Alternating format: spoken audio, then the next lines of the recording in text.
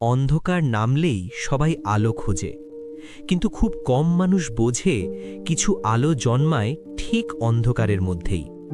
জোনাকিটাকে দেখেছ? সে সূর্যের অপেক্ষা করে না, চাঁদের আলো চায় না তার।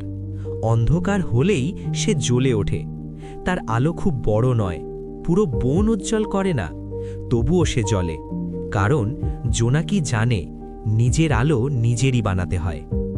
আমাদের জীবনেও ঠিক এমন সময় আসে যখন চারপাশে শুধু ব্যর্থতা, অপমান, নীরবতা। কেউ হাত বাড়ায় না, কেউ বিশ্বাস করে না।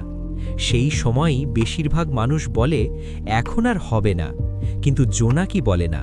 সে বলে এখনই চলার সময়।